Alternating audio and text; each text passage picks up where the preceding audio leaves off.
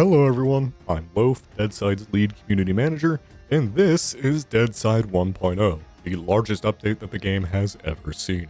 We have a lot of exciting stuff to cover, so let's start with the feature that everybody wants to know about, the UAZ and the Ural motorbike. The bike can be found all across the map of Deadside, spawning near roads or inside garages. The bikes have 15 storage slots, can run at 70 kilometers per hour for up to 20 minutes with a full tank of gas. They normally seat only 2 players, but you can sometimes find a sidecar variant with an extra seat that you can shoot from. The UAZ is a bit harder to find, typically spawning in more dangerous areas of the map. They have 36 storage slots, run at 60 kilometers per hour for up to 30 minutes with a full tank of gas. And they seat up to 4 players, maybe 5 if you're willing to live on the edge. Also, you can store these vehicles at your base long term. Using a mechanics workbench, you can place materials inside to prevent your vehicles from decaying. Boats will have the cheapest upkeep, only requiring spark plugs and machine oil, which can be found in garages or industrial areas. The UAZ and Ural bike is a bit more expensive, requiring mechanic tools. The only consistent way to find these are inside of new endgame locked mini bunkers, but first let's talk about base building. On some of our servers, you won't have to worry about being raided. These would be your PvP no raid servers or PvE servers. I will say though that we believe that Deadside is best played with raiding enabled. It's how the game was designed. Yes, it does suck when you lose your base, but don't forget that all your money and progression is stored in the safe zone. Plus, each safe zone does have some unraidable storage for you, so you can definitely bounce back to get revenge. Now, when it comes to base building, we've completely replaced the old building system with a new one that allows for a lot more player freedom and some cool new features. Our new bases have 3 tiers of material: stick, plank, and metal. Building with sticks is easy. You just need to gather sticks from a tree or a bush. You will need to make a resource vault out of these sticks. This is the core of your base. It prevents structures from decaying if you place the required materials inside. Upgrading to plank tier requires a generator to power a wood planter.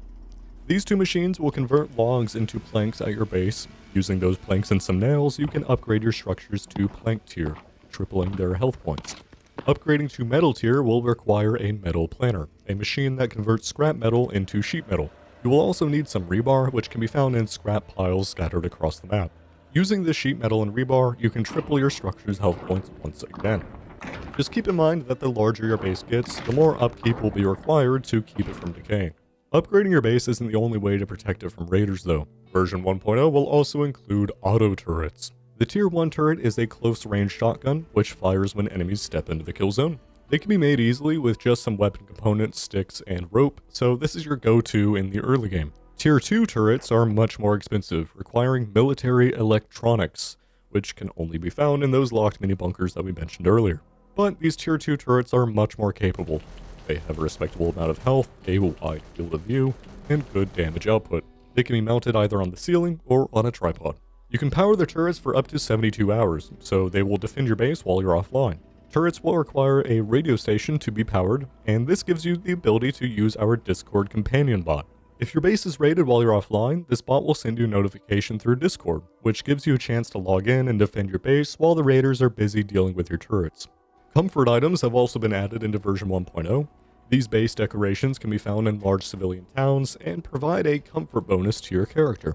This bonus lasts for an hour after you leave your base, with each level providing better and better buffs, like faster run speed, or even extra max health at max level comfort. There's a lot more that has gone into this base building overhaul that we just don't have time to cover here, but there are a few cool random things that I'd like to mention. Like, you can place as many storage crates as you want now. You can see some of the new storage racks in the background here, and the new safe item, which is really strong, but only has 3 slots. Another feature of version 1.0 is trader reputation.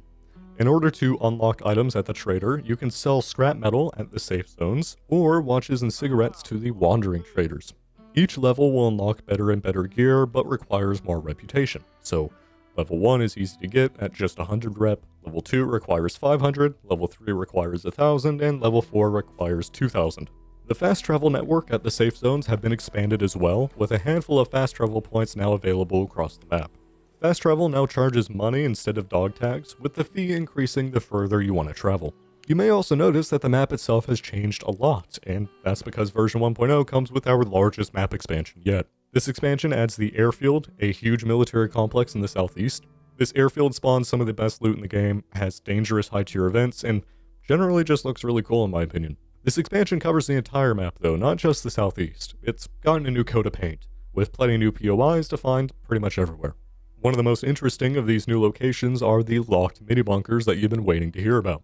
These locked bunkers are scattered across the map and drop different loot based on their location. For example, the mini-bunker at the airfield is much larger and drops a lot more loot than the mini-bunker north of Stepno, because Stepno is pretty close to the spawn zone. To unlock these bunkers, you will need one of these keys.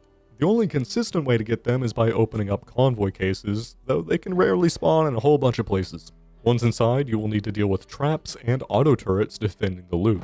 The M99 and GL40 are pretty good for this task. You can also use dynamite, a new raiding item that was added in this update. The most sought after box in these mini bunkers are these red meltable boxes. You're going to need a handful of blowtorches to melt these crates open. Inside of these crates are the military electronics required to craft turrets, as well as mechanic tools for vehicle upkeep. This is pretty much the only place those two items consistently spawn, which makes these red boxes very valuable. Now last but definitely not least is our new foraging system. You can now find berries, mushrooms, apples, and medicinal leaves. These items can be eaten to gain a small amount of food while out in the field, with the exception of the leaves, which gives you a small amount of health at the expense of some water. Using a drying rack, another new item, you can dry out those berries, mushrooms, and leaves. Using the dried items, you can craft some powerful tinctures, which gives your character some cool buffs. For example, the green tincture made from the mushrooms gives you 20 extra HP. The red tincture makes you run and reload faster, though consuming either of these is going to make you lose some food. These tinctures will not stack. You can only have one buff active at a time, so thankfully you can't just combine them all to become a super soldier. And those are the major features of Deadside 1.0. We really skipped over a lot just to keep this video a reasonable length. This update is just too massive to cover in a short amount of time, so be sure to check out Deadside on Steam if you haven't already. You can find a link below. I hope you enjoyed the video. Thanks for watching.